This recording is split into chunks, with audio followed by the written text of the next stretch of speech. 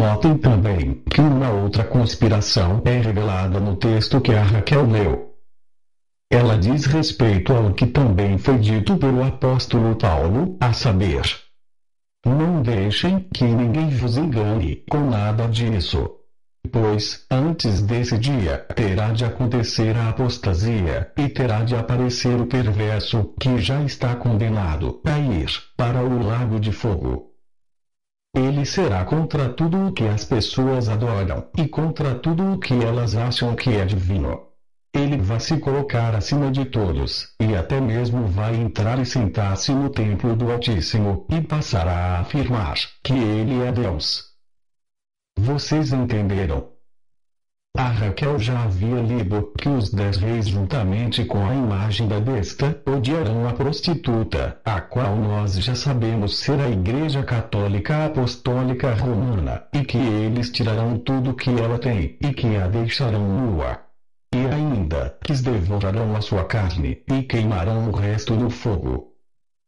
Isso quer dizer, e também confirma, o que o apóstolo Paulo disse, quando falou que o anti-Messias se proclamaria Deus, e por consequência se levantaria contra tudo o que se chama Deus, ou em outras palavras, contra tudo o que as pessoas chamam de divino, e é tido por objeto ou motivo de adoração.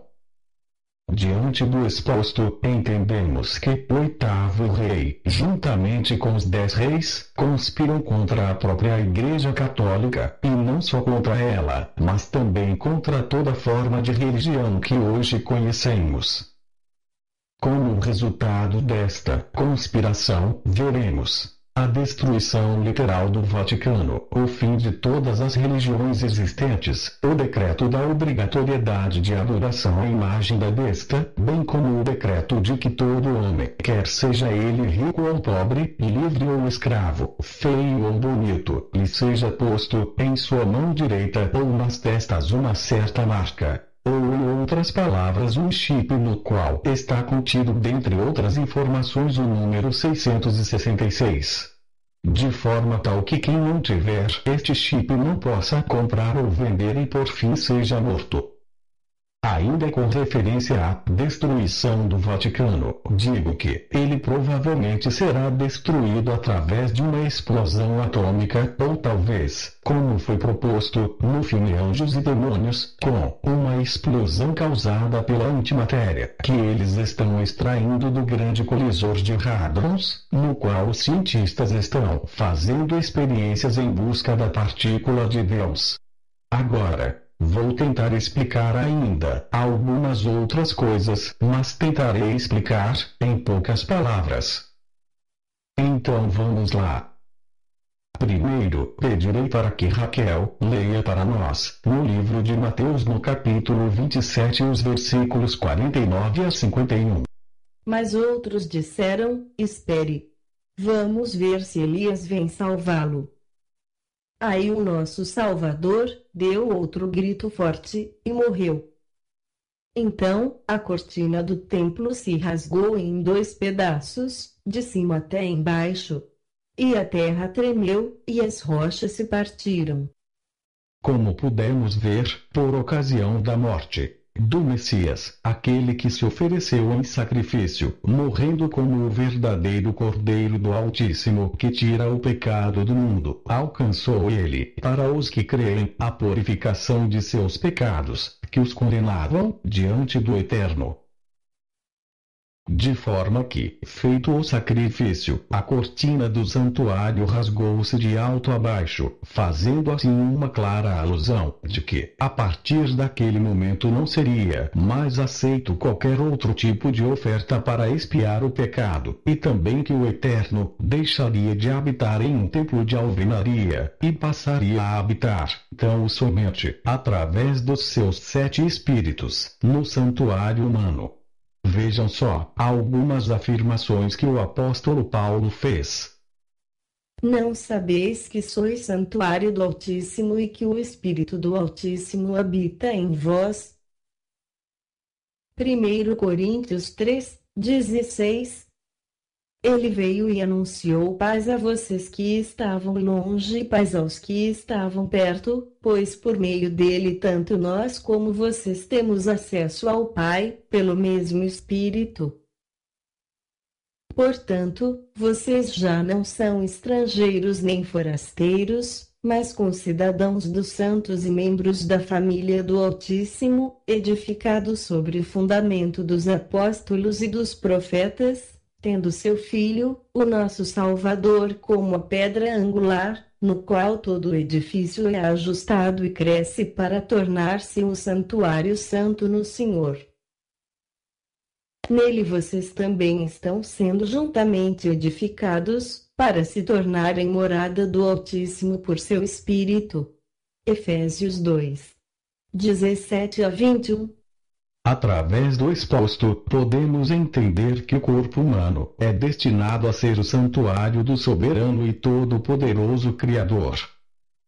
No livro de Daniel, encontramos a profecia de que o anti-Messias iria profanar o santuário do Altíssimo. Nosso querido Salvador, no livro de Mateus 24, confirmou esta profecia e ainda nos advertiu. Escutem o que ele disse. Quando, pois, virdes estar no lugar santo a abominação de desolação, predita pelo profeta Daniel, quem lê, entenda, então os que estiverem na Judéia fujam para os montes, quem estiver no eirado não desça para tirar as coisas de sua casa, e quem estiver no campo não volte atrás para apanhar a sua capa. Ainda no livro de 2 Tessalonicenses, no capítulo 2, o apóstolo Paulo também faz uma profecia referente ao anti-Messias, que também se refere ao santuário. Vejamos. Ninguém, de nenhum modo, vos engane, porque isto não acontecerá sem que primeiro venha a apostasia e seja revelado o homem da iniquidade, o filho da perdição, o qual se opõe e se levanta contra tudo que se chama Deus ou é objeto de culto, a ponto de assentar-se no santuário de Deus, ostentando-se como se fosse o próprio Deus. Vejam, o anti-Messias profanará e se sentará no santuário do Altíssimo, a fim de proclamar-se como sendo ele mesmo o soberano e todo-poderoso Criador. Quando o anti-Messias fizer isso, também exigirá para si a adoração de todos os homens. Estas profecias de Daniel e Tessalonicenses levou muitas pessoas a entenderem que o santuário, ou seja, o templo de Salomão, deverá ser reedificado antes da chegada do anti-Messias, para que esse possa ali se sentar e proclamar-se Deus. Outros acham que o templo será reedificado pelo próprio anti-Messias, para depois ali ele poder se sentar. Dizem o templo terá que ser reconstruído, pois a profecia tem que ser cumprida à risca. Outros ainda afirmam que o templo de Salomão nunca foi destruído. Chamo agora a atenção dos internautas com relação a outra declaração feita por nosso Salvador. Protestaram, pois, os judeus, perguntando-lhe: que sinal de autoridade nos mostras, uma vez que fazes isto? Respondeu-lhes o Messias: derribai este santuário, e em 3 dias o levantarei. Disseram, pois, os judeus: em 46 anos foi edificado este santuário, e tu o levantarás em 3 dias. Mas ele falava do santuário do seu corpo. João 2, 19 a 21. Diante do que nós pudermos constatar, podemos de certa forma dizer e até afirmar que o santuário, ou o templo, o qual o anti-Messias vai profanar e se sentar, nada mais é do que um corpo humano, ou em outras palavras um clone humano, ou ainda em outras palavras na imagem da besta. Se esta interpretação estiver correta, podemos afirmar então que o clone, ou a imagem da besta, é também o templo em que o anti-Messias se sentará para se proclamar Deus. E sendo assim, o templo já está pronto e nele já está assentado Satanás, o anti-Messias, o qual está esperando tão somente a sua plenitude dos tempos para apresentar-se ao mundo. Quero lembrar-lhes ainda que o verdadeiro anti-Messias é o dragão, antiga serpente, é Satanás, pois é ele que batalha contra o Cordeiro. Vejam o que está escrito. Então houve guerra no céu, Miguel e os seus anjos batalhavam contra o dragão. E o dragão e os seus anjos batalhavam, mas não prevaleceram, nem mais o seu lugar se achou no céu. E foi precipitado o grande dragão, a antiga serpente, que se chama o Diabo e Satanás, que engana todo o mundo, foi precipitado na terra, e os seus anjos foram precipitados com ele. Livro da Revelação, capítulo 12, 7-9. Há ainda duas coisas que eu gostaria de salientar. A primeira é que quero lhes deixar bem claro. E desta vez, eu não estou supondo, eu estou falando com absoluta certeza. Não acontecerá nenhum arrebatamento antes da grande tribulação. Está escrito no livro da Revelação 14, 13. Então, ouvi uma voz do céu, dizendo, escreve, bem-aventurados os mortos que desde agora, morrem no soberano. Sim, diz o Espírito, para que descansem das suas fadigas, pois as suas obras os acompanham. Isto está escrito em referência ao que deveremos sofrer quando o anti-Messias passar a exterminar todos aqueles que não aceitarão o implante do chip nos seus corpos, e que, com isso, negam-lhe a adoração. Existem no livro da Revelação outros versículos que comprovam o que estou afirmando. Estudem e entenderão. A doutrina do arrebatamento pré-tribulacional é mais uma falsa doutrina que está sendo disseminada há séculos, através das filhas da prostituta mãe. Entendam o que estou dizendo. Todas as igrejas e religiões do mundo foram contaminadas e embriagadas com a substância que se encontrava depositada dentro do cálice de ouro que a prostituta segurava na mão. Agora vou falar a segunda coisa que eu disse que ainda diria. Saiam das igrejas e abandonem as religiões, pois todas elas foram contaminadas com uma ou outra das falsas doutrinas da mãe das meretrizes.